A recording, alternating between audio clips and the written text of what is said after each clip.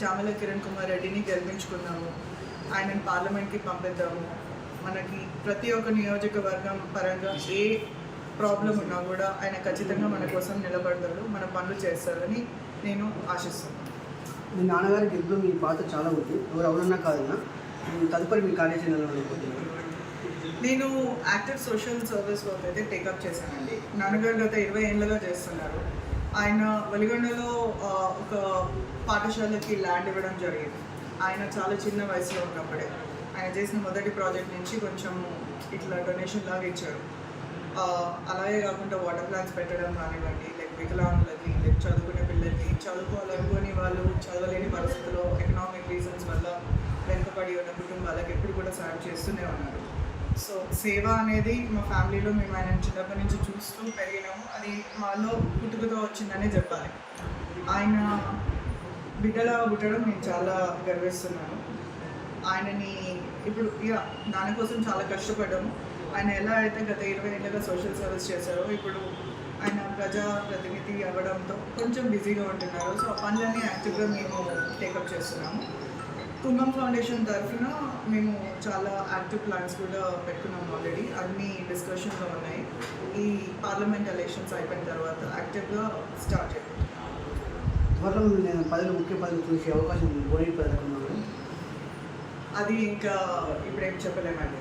మా ఫోకస్ అయితే ఇప్పుడు ఇక్కడ భువనగిరి అసెంబ్లీ నియోజకవర్గంలో ప్రతి ఒక్కరికి అందుబాటులోకి రావడము అండ్ ప్రతి కాంగ్రెస్ కార్యకర్తనే కాదు, ప్రతి ఒక్క ఓటర్, ప్రతి ఒక్క మనిషికి ఇక్కడ మేము అందుబాటులో ఉండాలని మేము కోరుకుంటున్నాము. దాని గురించి మేము ఇప్పుడు కృషిస్తున్నాము.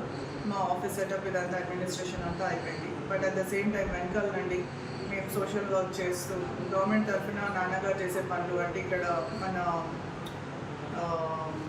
ఇరిగేషన్ వర్క్స్ కానివ్వండి, బునియాది కానీ కాలువ, లేకపోతే ఇక్కడ బీబీ నగర్లో కూడా జైనపల్లి చెరువుని పండ్లాగా చేయాలని, దాంట్లో టూరిస్ట్ అట్రాక్షన్ లాగా చేయాలని ఆయన కోరిక. ఇలాంటి పనులన్నిటి మీద ఆయన చాలా ఫోకస్గా ఉన్నారు. గవర్నమెంట్ నుంచి మనం ఎంత నిధులు తీసుకొచ్చి ఎంత డెవలప్ చేయగలుగుతాము అన్న దాని మీద నేను కృషి చేస్తున్నాను. దాంట్లో నేను ఆయనకి సహాయపడుతున్నాను బ్యాక్ ఎండ్ నుండి. సో మా ఫోకస్ అయితే ప్రస్తుతం దాని మీద.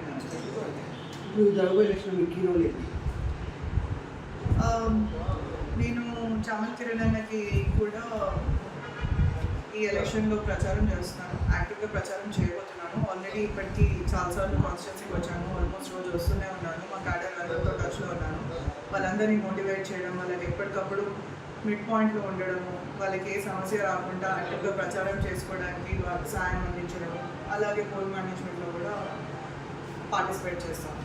సో ఎలాగైతే మా నాన్నగారి కోసం నేను కృషి చేశానో అలాగే ఈసారి మళ్ళీ కాంగ్రెస్ పార్టీ గెలుపు కోసం, కిరణ్ అన్న గెలుపు కోసం నేను ఇక్కడ కృషి చేస్తాను.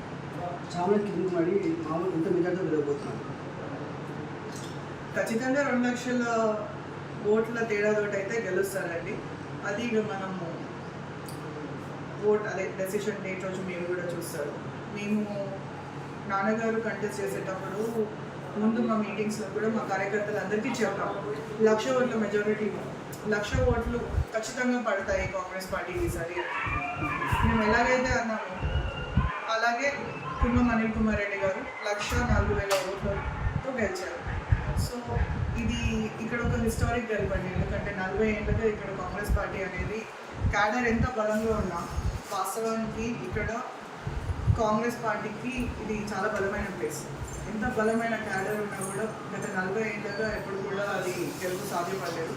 10 ఏళ్ళుగా తన భుజాల మీద వాళ్ళని మోస్తూ వాళ్ళు కూడా ఆయన్ని కడుపులో బిడ్డలా కాపాడుకుంటూ అందరు కలిసి ఎంత కృషి చేశారు, ఒక కుటుంబం లాగా వర్క్ చేశారు. ఇది ప్రతి ఒక్కరి గెలుపు, ఇది ప్రతి ఒక్క కాంగ్రెస్ కార్యకర్త గెలుపు. వాళ్ళందరికీ కూడా ఈ ఎలక్షన్ టైంలో ఈ పోల్ మేనేజ్మెంట్లో కానివ్వండి, లేకపోతే ఏదన్నా ఓటర్కి మేనిఫెస్టో తీసుకెళ్ళేటప్పుడు, మా మెటీరియల్ తీసుకెళ్ళేటప్పుడు ఎటువంటి మేనేజ్మెంట్ ఇష్యూస్ కూడా రాకుండా ఉండడానికి నేను మళ్ళీ కూడా మా నాన్నగారు ఎలక్షన్లో ఎలా అయితే కష్టపడ్డానో అదే కష్టం మళ్ళీ చేయాలి.